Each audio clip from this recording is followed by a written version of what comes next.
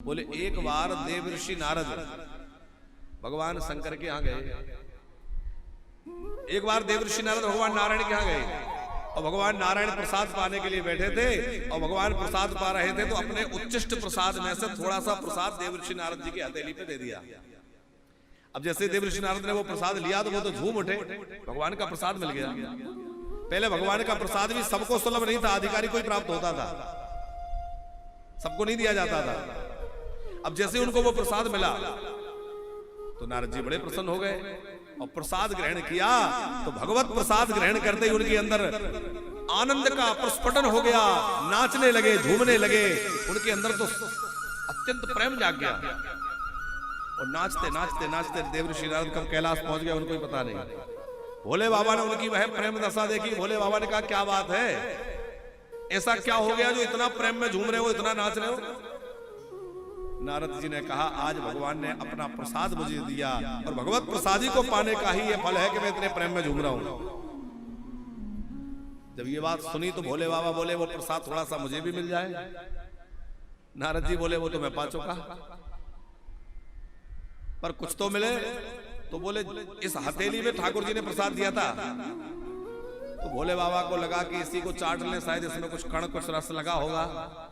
तो नारद जी की उस हथेली को ही भोले बाबा ने जिब्धा से चाटा, कोई कण भोले बाबा को मिल गया। और जैसे ही कोई कण भोले बाबा को मिला तो भोले बाबा भी प्रेम में आनंद में घोर हो गए और भोले बाबा भी नृत्य करने लगे, आनंद में बह गए। उनकी भी प्रेम दशा।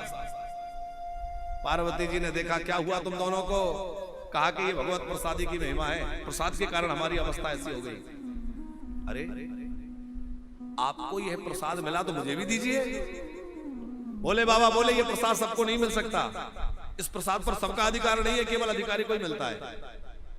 अब तो पार्वती जी थोड़ी रुष्ट हो गई, हमें प्रसाद नहीं मिलेगा। और वो एक निर्जन वन में तपस्या करने के लिए चली गई। उन्होंने देवताओं के वर्षों से 1000 वर्षों तक कठोर तप किया और कठोर तपस्या करने के बाद भगवान प्रसन्न भये। भगवान आदि नारायण प्रकट हुए, बोले वरदान मांगो। तो पार्वती जी ने वरदान क्या मांगा, बोले प्रभु आपका प्रसाद सबको सुलभ हो जाए, सब आपके प्रसाद के अधिकारी बन जाए। भगवान ने कहा आपने इतना कठोर तप किया है, हम आपको दुखी नहीं कर सकते, निराश नहीं कर सकते। आज से मैंने वरदान दिया कि मेरा प्रसाद सबको सुलभ होगा। तब से सबको प्रसाद मिलने लग गया और सब प्रसाद के अधिकारी अनाधिकारी सबको मिल रहा है कि नहीं। हम लोग यहाँ प्रसाद पाते हैं तो भगवान को भोग लगता है, ठाकुर जी को मंदिर में भोग लगता है, अपने ठाकुर जी जो हमारे वानप्रस्थ के ठाकुर जी उनको भोग लगता है, तो भगवान का प्रसाद ही हम लोग पाते हैं।